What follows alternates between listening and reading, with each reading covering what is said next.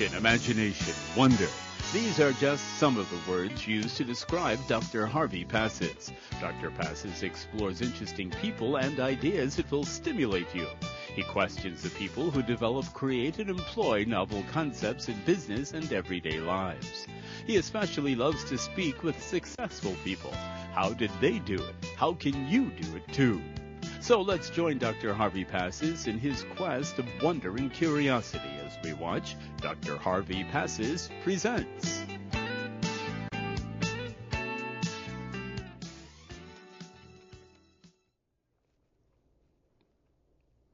Recently, I had an article that was written about me and two other gentlemen in a magazine called Distinction, and it was very interesting. It was an article which talked all about how a physician, a dentist, and an attorney were able to have second careers, and mine focused on television, obviously, outside the mouth. And I started realizing when I read the article and how the reporter placed everything that there are people who just have so many wonderful passions, and they do things which are totally incongruous to each other. And I met an individual who fits exactly in that mold, a person who's very successful as an attorney, and yet he has another career which is equally interesting, and, might I add, he is also as artisanal as he is as an attorney. You like that? He is also that expert and artisanal as a winemaker. And yes, that's right, he's from Long Island. And he has a marvelous winery on Long Island, and not wanting to miss a beat on what's happening in the Long Island wine scene, I invited Sal Dilberto to come down here. You might remember his name, and when you see him, you might say, I remember that guy. Yes, he was the attorney that was on, and we spoke all about elder law, where he's an expert. No, we're not going to talk about trusts and all that today. We're going to be talking about the vine and the wine. Sal, welcome back. Thank you, Harvey. Good to be here. Great to have you here. Terrific. Thank you. So let's get down to it. No, you know what? Before I do that, let me just read them a little bit about you. Then we're going to get right to all these jewels that you have here. Sure. Sal Dilberto has been making wine since 1984. Before that, I guess he just bought it. I don't know. He initially began making wine at homes with grapes that he purchased from California. It was probably cheaper just to buy the wine, but you bought the grape.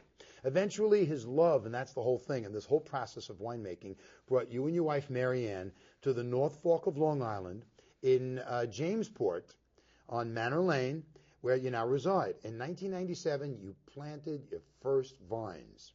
Like this is your life. In 2001, you were licensed as a New York State farm winery, and you began to make wine from those grapes right on your property. I think that's so cool. And your first three entries, I love this, into the prestigious New York State Wine and Food Classic competition, and that's a big deal to enter.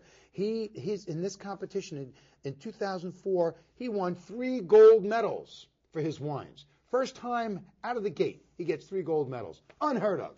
Unbelievable. And then your second entry in 2005 resulted in his 2003 Merlot being voted best Merlot in New York State. I was impressed when I read that in the Times. That was great. That's when I called you. Thank you. Now you got a new tasting room being built on your Dilberto winery, and it's set to open up later on in the fall. As you said before, you're out on Long Island, Jamesport. Right. So let's get down to it. Why did you take this to the next level? I mean, here you are, a successful attorney. You could just make the wine and invite me over to your house and we sit and we drink it. Why did you want to go into a business? I think it starts a little bit at the time, but I think in the back of my head, when I first bought the property out in Jamesport, I had been making wine for a few years already, and I discovered the North Fork and what was going on out there. And just seeing the farmland and being out there, and I hadn't been there before, it encouraged me to try to do something that I hadn't initially thought of, which was to plant. And when you start planting, there is a commitment, no matter what you plant. And I've talked to the people from Cornell Cooperative sometimes, and I know you have talked to them too, and they've always told me the same thing. You know, whether you have an acre or 100 acres, it's the same. So you've got a commitment, to the land. And that was a big commitment. But when I did that, I felt that whatever wines I would make would really be reflective of me. And I was always proud of the wine that I made using purchased grapes, but I'm probably prouder of the wines that I make with my own grapes. So you just gradually get pulled into it, Harvey. Okay, let's begin by first tasting a wine that's probably near and dear to me. That's true.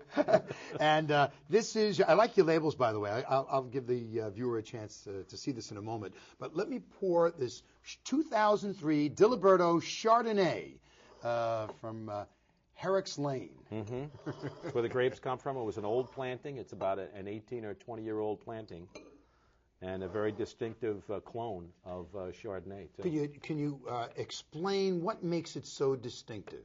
Well, every clone, you've got different varieties, obviously, of grapes. Like Chardonnay is just one of the vinifera grapes and one of the variety of grapes. But each clone can have different qualities. This particular clone has qualities of citrus and tropical kinds of qualities to it. So when you make the wine from it, that's going to come through, and that does come through. And then the question is, what do you do in addition to the qualities that are going to come through? To manipulate it, to orchestrate it, to take it where you want it to go. So do you put it in? Do you just do it in stainless steel and keep it tart and clean, or do you do it in oak? Even before you get to that point, do you leave it on the skins at all? I mean, I like to have a Chardonnay with a nice straw gold color, and that's the potential of almost every Chardonnay. But you have to leave it on the skins for a day to get that color. To get that color, it's the only place the color can And it come also from. adds body. It does add body because it adds tannins. You know, the tannins come out of the skins Mouth too, filling. and the color. Yeah. But I got to tell you something else that I detect now. This is the second time I am experiencing this wine. And I'm going to say it's the same thing again. I opened it up. I just took a little whiff of the bouquet here. And I'll tell you, I'm getting sweet pineapple. That tropical. Oh, That's that tropical. Yeah. And it's just marvelous. Yeah. Just Yeah. marvelous. Yeah, it's great. Well, let's, wonderful. Oh, yeah. It was all French oak. Thank you. It's got a nice buttery texture to it. And it's not overly buttery. No. It's not like a Chardonnay. It's a Chardonnay. Yes. And it's softly textured. There's good tropical fruits. There's a nice finish. Lingers on the side of the tongue. Yeah. It's mouth-filling, and in the back of the throat, the flavor is still there. And I think it's benefited by the fact, it's a 2003, and here it is 2006. It's benefited. It's a big wine. It's a big wine, and I think it will benefit by spending time in the bottle like it has. And that just helps balance off all these different flavors. Now, I know you're young as far as your winery is concerned. Are you going to take these wines and just set aside maybe 1 or 2 or 3 cases as your library collection and come back to it in like 5 years, 6 years, 8 years, 10 years?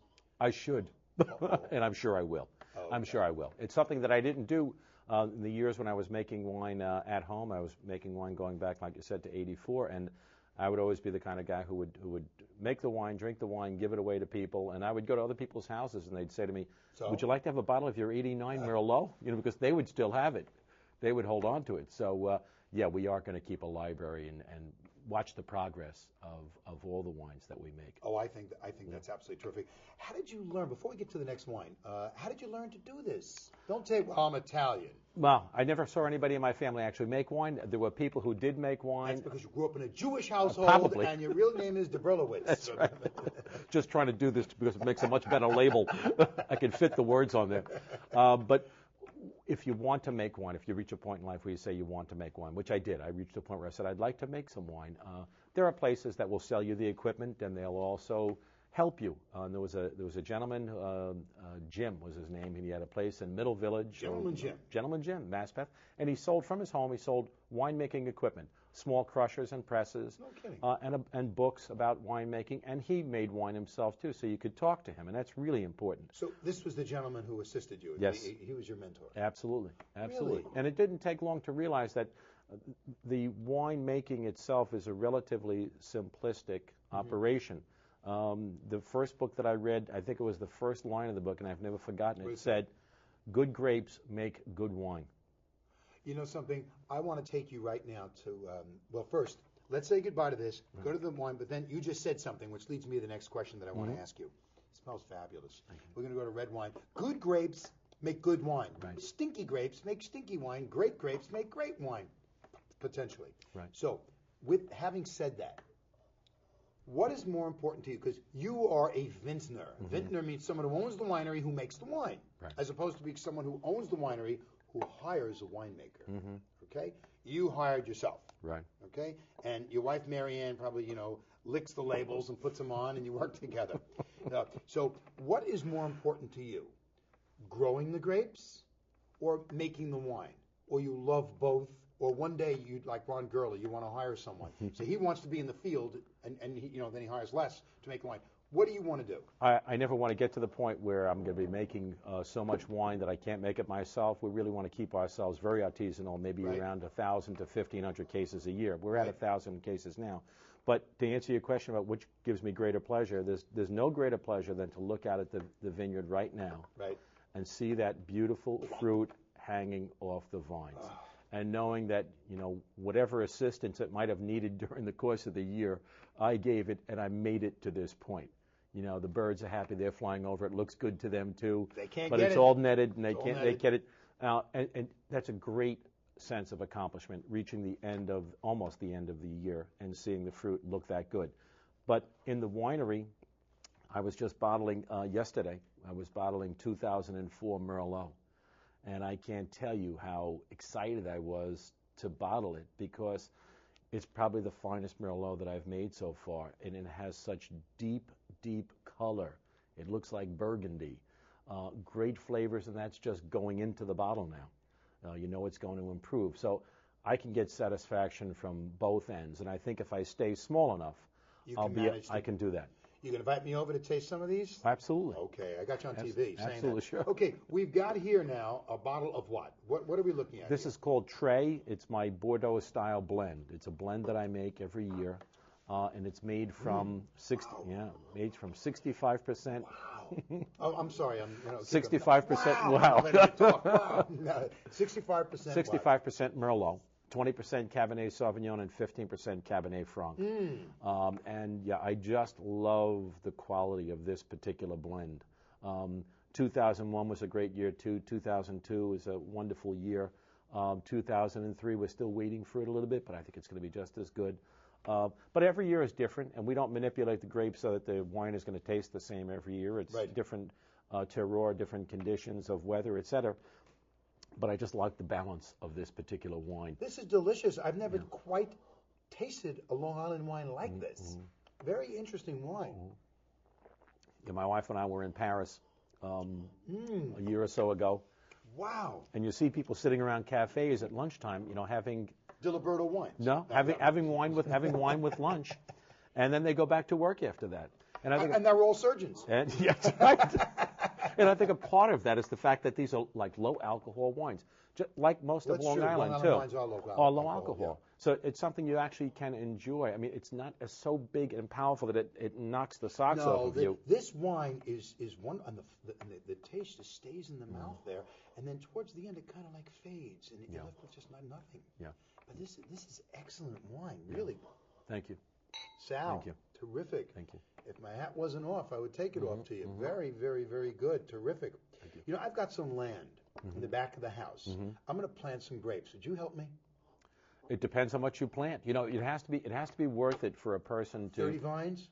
Nah. Well, you're going to find yourself in a situation where you're not going to be happy with just having 30 vines because there's going to be a certain amount of. You've seen me have wine at the dinner table. Is that it? No. There's a certain amount of work that's going to be associated with taking care of those 30 vines. And it's not worth it. It's not worth it for 30 vines. I used to meet a fellow who had a department in Manhattan in a like the third or the fourth story of a brownstone.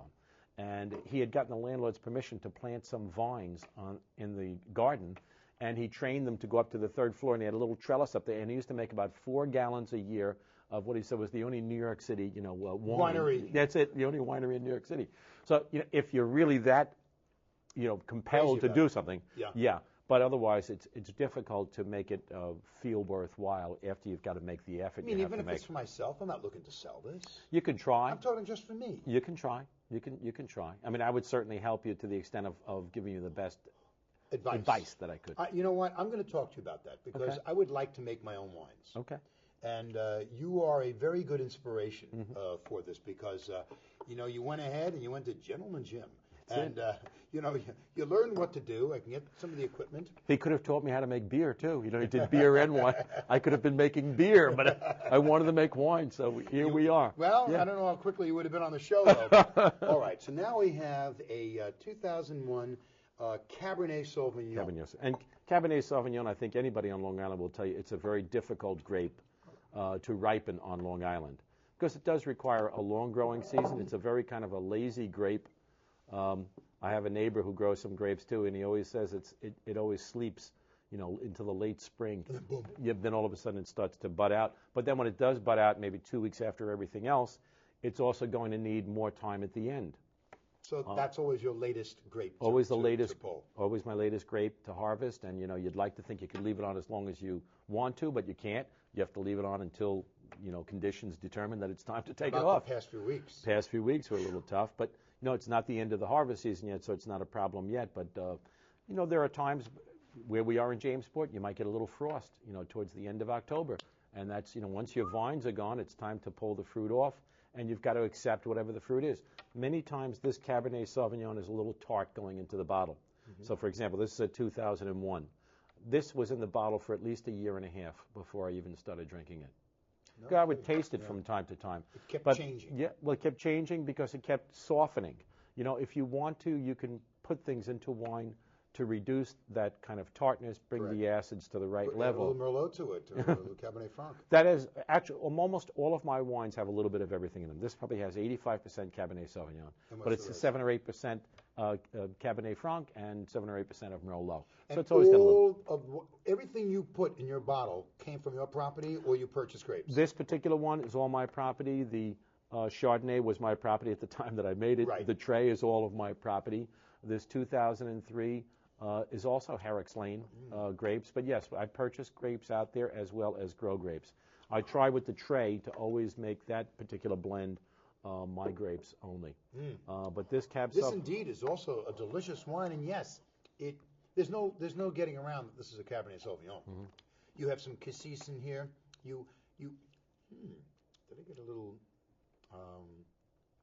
anise in the back on the tongue? Interesting. This is a delicious wine. There's almost like a faint of white pepper in here. This is very, very nice wine. And it looks like it's unfiltered. Am I correct? All unfiltered. Everything, even our Chardonnay is unfiltered. I noticed even that our when whites I poured it. Yeah. I love that. I love that. Yeah. Those are wines you can chew. I think so, and I think it contributes. Because when I have my wine and it's in a barrel, the wine, you get evaporation every month, and you can only lose either alcohol or water. But what you can't lose is the minute solids that are in suspension. Right. And that's where the flavors are. So the wine in the barrel, the longer you keep it there, it intensifies the flavors that are in there. But you had told me that you use the well water to top it up. Only kidding. Only kidding. Little joke. Yeah. No, this is marvelous. This has come a long way. If people tasted wines either in the cellar or if you would have tasted this one the day it was being bottled, very different. You would have had a really rough time. Yeah, it was a very pouty kind of a wine, but it's really come along. I love it now. That's terrific. Yeah. Well, I'm interested in getting over now to the 03 Merlot. Okay. I'm checking that out because that's again Herrick's Lane. That's Herrick's Lane. Once again, it was an old planting. Older the vine, the better the wine, so to speak. Old vines, well maintained over the years. Good production in terms of quantity of fruit on these vines, and I do love the. Very different. Yeah. Wow. So different from. Very different very different from any of your wines. Yes. I mean, this is nothing like the tray. This is nothing like the cab. Nothing like that at all. Oh wow! I mean, it's very interesting. There's almost like a smokiness to in the nose. Okay, well, smoky minerality to this. Well, there is these are the wines for the most part made in 100% French oak. Not all new, but obviously new used because we don't want to try to over oak any of the reds especially. But this one, we actually added, that particular year, we added some American oak, cooperage in Pennsylvania that we liked. And I think it adds a certain quality, whether you call it a smokiness or whatever it may be. I think it added a certain quality to this particular wine. It did. It's not in any of the other wines. Yeah. How long do you leave your wines on oak? At least a year. Some of them we've kept 16 months or 17 months. So it depends on, the scheduling of the bottling, etc. But at least a year. At least a year in the oak, which is why you can't use 100% oak. It would be a little bit too powerful to do that. Yeah. It'll be undrinkable. Right. It'll be absolutely undrinkable. And American oak is more powerful than the French oak. It's a little bit more aggressive. But, if I had 10 barrels, maybe 2 were American oak, new American oak. So when you blend it all together, it just brings some different flavors to the mix. But, yeah, I like to make wines that are different each year. It's not to say that each year you're going to like it as much as the wine you made the year before, but I think those differences are an important part of the excitement of winemaking. So that I understand the comment that you just made, if I have here an 03 Merlot, does this mean we have an 04 Merlot? You mentioned it earlier. Right. So that means you'll have the same label, but it'll say 04. It'll actually, well, it's a different label. It's a different Three Graces. I know most of the labels that you see here. Well, that's similar in design. Okay. Similar in design. Probably I can't use it. But anyways, my point is, you're not just going to keep creating different wines. Someone's going to come in and say, I'd like to taste your Merlot, please. Right. You're not going to say, well, I didn't make a Merlot this year. This year I decided to just blend it all out. No. There are certain wines that we make every year. Obviously, Merlot. What about Trey? Trey I make every year too. I make Trey every year. And Chard. And the Chardonnay I make every year. I don't know if I'll be able to make Cabernet Sauvignon every year. It depends on if I feel that the quality is there and the quantity is there. I'll make the Cabernet Sauvignon. If it's not, I'm going to be honest with myself and not have a Cab Sauvignon in a particular year. In that seat, there have been countless winemakers, literally from around the world. Chateau Palmer, and I don't mean Palmer. Right. Chateau Palmer in Margaux, France. And all around the world, from New Zealand, from Argentina, from Chile, you name it, they've been here. Napa, or some people whose names you know. And most of these people, when you speak to them, they say, well, we planted 300 acres here, we got 500 acres here. Right now, we've got 1,500 acres of Chardonnay here, and he's talking to Napa, Sonoma, this and that. How many acres do you have? 4. 4 acres. That's it. That's my point. Yeah. That's my point. You have this passion. You're an attorney. You've been doing this since 70, 71, attorney? As an attorney, yes. Right. Okay, so you've been an attorney, a little years. Long time, okay. Yeah. And all of a sudden, here you are now with another passion. And you're fulfilling this dream. I think it is a fulfillment. That's a good word. It's a good word. Yeah. When I bought the property next door to me on Manor Lane, I bought it from a guy whose name also happened to be Sal, and I found out his name from the land records, and he was from Sicily. And I said to him, I said, what are the chances that 2 guys named Sal would buy property next to each other, on Long Island? I said, why'd you buy it? He says, when I looked at it, it reminded me of Sicily. Oh. I said, maybe there's something in the veins that made me want to buy it. I don't know, but there's a fulfillment that you get out of being there, out of growing the grapes, making the wine, tasting the wine. Obviously, that's fulfilling too, and seeing if other people enjoy it. Appreciate that. Appreciate it. Yeah. People who have big properties and they make 500,000 cases a year, they can't afford to make it different every year because they got a distributor out there probably who wants to move 100,000 cases for them, and if people liked it last year. If they liked it last year, you want them to buy the same label and like it this year, and that's not always what the wine. Yeah, it's not always what the wine business has been about. Yeah. I agree. This is an excellent wine, Sal. Thank you. Excellent, and I love it that you're doing this. Now let's talk about Cantina. Cantina, si, senor. But ooh, look at this again, unfiltered. You could see it. It's. I mean, you want to chew these wines. Okay. It's interesting. This looks like the label of a very famous winery, no names please, in California. But very interesting label. Talk to me about this one. Well, actually, I'll tell you about the label just very quickly, too. That on the label is a picture or rendering of a medieval castle in my mother's town in Italy. Really? It's a Castello Medievale. Okay. And the castle Medieval castle? Yeah, for the most part, it's collapsed. Oh. But my family gave us a little rendering. They gave us in a place called Dugenta in the province of Benevento in Italy, not too far from Naples. But they gave us this picture, and in the basement of that castle, there's still a little vaulted room that some of the family can use because they have a building next door, and they store their homemade wine there in this old vaulted room inside the castle. So that was the inspiration for the label. For Cantina. Yeah, the inspiration for the wine itself was that, and this is, once again, this is being a part of doing everything. I was in the basement, and I was every month I'm topping up the wines, and I had 4 barrels of Merlot next to 4 barrels of Cabernet Franc. And they broke. And I would taste them each month. But then I decided to taste them together for whatever reason, and I liked the 50-50 blend. I felt it wasn't Merlot, but it really wasn't Cabernet Franc. I was in my stupor in the basement. I kept thinking to myself, "Gee, this tastes like Sangiove's."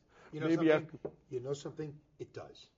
I said, "This is a poor man's North Fork Chianti." I agree, and I don't think anyone else on Long Island is doing that. I don't think so. I have never come across that kind of a blend. Yeah. So, pizza, please. That's right. But you're right. This to me is a frivolous wine. Yes. And just don't take it seriously. Have some fun. Have it with burgers. Have it with some pizza. Right. With some pasta and pizza. Absolutely. Cricky Veal Parmesan or whatever. And every day I would say, if you were in a small town somewhere in Italy and you just asked them for the local wine and they put a little carafe on the table, this might be it. This might be it. This might be it. I think that's great. I absolutely love that. You go into a restaurant, you just get a pitcher of wine. Yeah. And, you don't know. We don't know what it is. There's no label. No label. There's no label. I think that's absolutely terrific. And it's very young. Obviously, we've only bottled it within the past month. But in a few months, when we do open the tasting room, it'll settle down. Yeah. But I think it will still keep those characteristics of not being Cabernet Franc and not being Merlot. It's something else that's been created by the blend. We only have a few minutes left. Would you ever consider making dessert wines? Or you don't want to do it, or you're thinking maybe I will in the future? I don't want to make dessert wines. I have planted an acre of Sauvignon Blanc, and so I do want to add that to the Chardonnay. How old is that?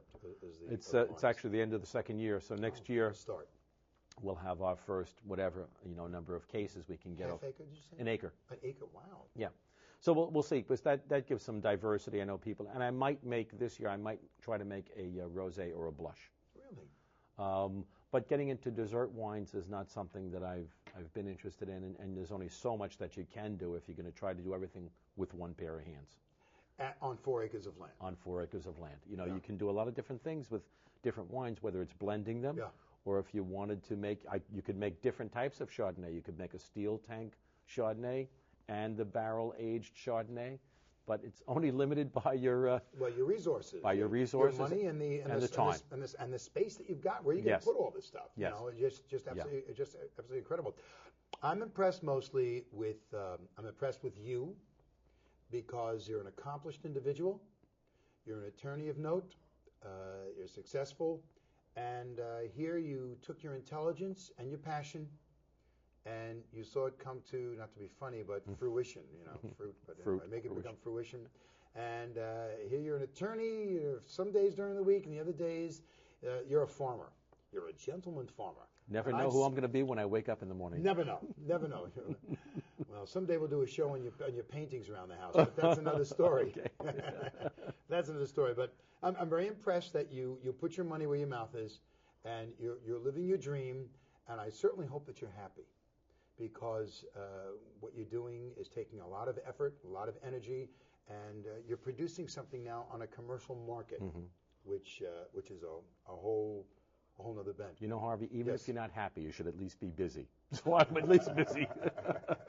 Funny guy. But a toast, Sal Dilberto, and your great concept of being the advocate of fine wines, and I appreciate it. And will you come back again, and we'll talk some more? Absolutely. Okay, maybe sometime we'll get a chance to see what your winery looks like, and we can show the folks at home how pretty the land is, and how they can come visit Sicily on the North Fork of Long Island. Terrific. Again, Thank you. Sal. Thank you. You. Pleasure, and say hi to Marianne. Pleasure was mine. Thank you very much. All right, so I hope you enjoyed yourself again, coming with me on a little visit to the North Fork of Long Island, and I think in some future shows we're going to actually take you there, so you can get a chance to see what I've been raving about for hundreds of shows, and how beautiful it is. So this way you can get a chance, and we'll show you how beautiful the countryside is.